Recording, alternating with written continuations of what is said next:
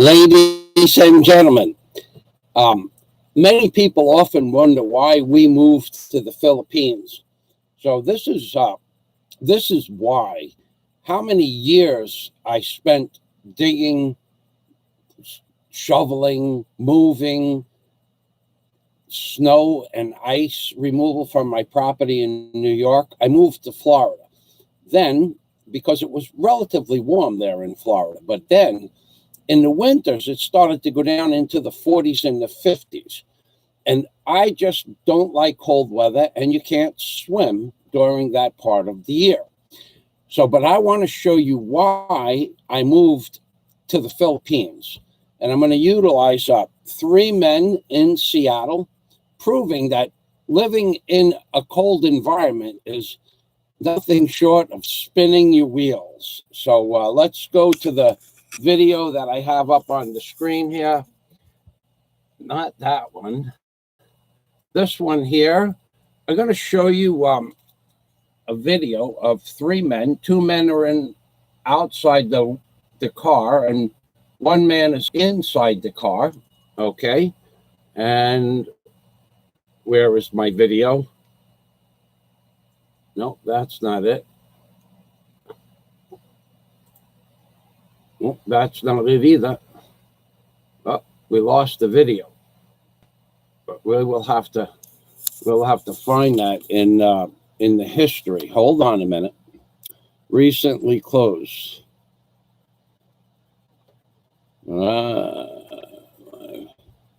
Recently closed. Oh my God, we lost the video. Let's go to history. I know I had it up on the screen. So anyway, there's 2 men talking about 1 man in a car spinning his wheels. Huh. Okay, let's just do it like that. Go to the 650 mark and see if this is it. This is an amazing video. This is really an amazing video. No, that's not it. Oh my goodness. Oh my goodness. Where the heck is that video? Huh. That's amazing. So the 3rd man is in his wheels. and you would think that the guy would jump over to a dumpster or something like that. No, come on. Come on. This was a great, I had this all prepared. And YouTube, I'm having a lot of trouble with YouTube. Not with YouTube, but with the internet here because of the Sinaloa Festival. Let's see. Let's just do it like this. Yep, got to take these big bad boys off. And cars stuck in ice. Okay, let's see. Car stuck. No, that's not how you spell stuck. Okay, let's see. Cars stuck in that. Oh man, this guy from Seattle was really tripping too, boy. I'll tell you. Let's see. I'm gonna go back to my history. This guy in Seattle was really tripping out.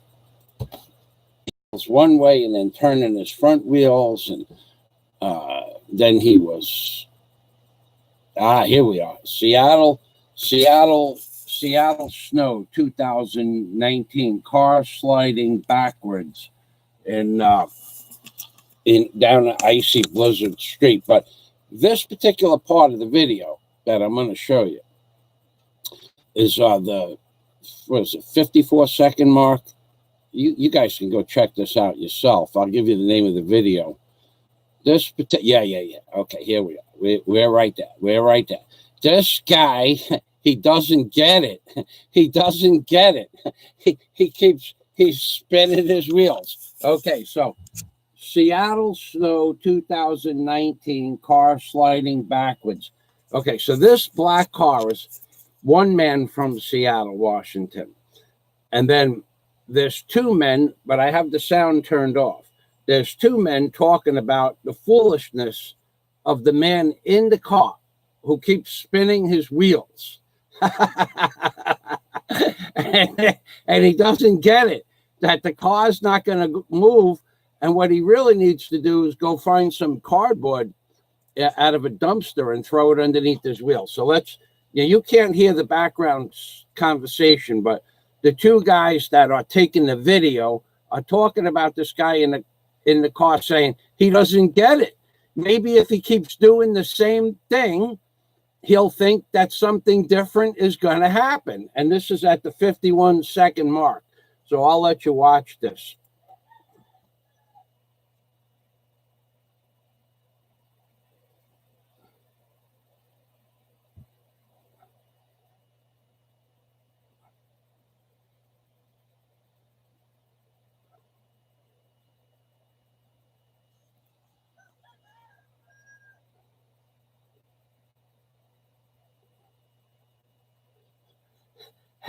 But the true funny part about this video is the two guys that are making the video itself talking to each other, going, he just doesn't get it. He keeps doing the same thing over and over again. I I've been stuck in ice. Oh my God! I owned, I don't know how many different trucks and cars. You get stuck in ice. But what you do is you don't spin your wheels. You do something different. Now, in my trucks and in my car, always I had a bucket of ice, a bucket of salt, a couple of bags of sand, dry sand, because otherwise you take the sand out of the trunk and it's frozen. And I always kept wood in the car. So when you get stuck in ice or snow and you realize that you're not going to get out, you're just not going to get out of this stuck ice, you're spinning your wheels, what you do is you get, this is what I did, and I have never called the tow truck since the day I was born, ever, except for when my transmission blew up in one of my trucks. Twice my transmissions blew up. At that point you need a tow truck, but you jack the car up. And if you're smart, plywood, little sheets of plywood, you don't need a lot. You could put like 10 or 12 sheets of plywood, 12 inches wide and 3 feet long in your trunk. In the wintertime, you don't use your trunk for anything else anyway. And a bucket of ice, a bucket of salt, got plenty of ice, and a bag of sand. And I always would keep an old blanket. So I'd put the blanket down in the trunk, and I put the sheets of plywood. They were just scrapped from one of the jobs I did. And I put the sheets of plywood on top of the blanket, and I put the sand and the salt to, in plastic, so it does, the salt doesn't, in case the bucket falls over. And then I jack up the car, both sides if I had to. Didn't matter. Once you're stuck in and you're spinning your wheels, it's time to do something different. You jack up both sides of the rear of the car, however long it takes, and you put the sheets of plywood underneath the wheels on both sides. And you do not leave the indentation in the ice there. You fill it up with snow or ice or anything like that. So you got 3-foot pieces of plywood, which is bigger than any hole that you're going to dig with spinning ice. And you got 3-foot pieces of plywood. I kept a lot in my truck, 5, 6, 7 pieces, but a few pieces for these newer cars would work fine. And you jack the car up, you fill in the indent in the ice, and then you put the plywood on top of it, just like any normal, intelligent human being would understand that once you put the plywood on top of the ice, now you're not spinning your wheels anymore. That's a sign of intelligence, and that you have all this stuff, and you're ready to go. I mean, if you're going to drive around in ice, otherwise your option is to call a tow truck and get charged $300 to pull you out of a hole, and he's going to move you about 15, 20 feet. So there are your options. When you're stuck in ice, you got to do something different. But there's the conversation in the background of the video I showed you, just priceless. Now, let me show you the video again. We're going to start it at the 52-second mark. Okay, watch this guy doesn't get it. He doesn't get it. He doesn't get it. He doesn't get that spinning your wheels repeatedly. He never did get out of that spot, by the way. Spinning, spinning, spinning, spinning, spinning, spinning, spinning, spinning, spinning. And at some point, he tries to turn the front wheels left or right, which is a good idea. But when you are spinning your wheels, time to bust out the jack. That's right. That's now I don't know how long I came on early, and I'll tell you what, this is a live stream. I'm going to go to my channel now and look for some comments. What if you guys have a better way to get out of ice? Of course, later on with my trucks, I would keep a 50 or 60 foot piece of 3/4 inch nylon rope in the trunk of the car as well, and a hand crank winch. Like they're $10 for the winch and the ropes I had off one of my boats. So that's another option. Now later on they have winches on the trucks. I never had a winch on any of my trucks, but I always kept a come along later on, years later in life. I always kept a come along 50-foot piece of rope, plywood, sand, and ice. Now I realize that a lot of people can't do that, and you know, that's understandable, but this is the reason I moved to the Philippines. I never wanted to see ice again. And I'm going to tell you, when I went back to New York in March and April, I was gone 63 days, I think, total with the airfare and everything. I went there in March. It's supposed to be starting to get warm. And I had supplies that I had to purchase for building the hotel. Car mats, right? Welcome to the machine, Susan Donahue. What? You're talking about these, Miss Susan Donahue? These are 110. These are 5s, but these are 110 prescription. But I can't see a damn thing out of it. I gotta tell you, I can't see anything out of those glasses. I can see a little bit.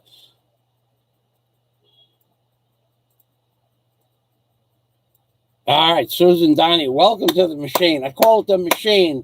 Well, I call it the machine because the human body is the most complex machine in the known universe. And until recently, in the dictionary or the encyclopedia, when you looked up the word machine, the human body was the first definition, and now they've changed it to something else.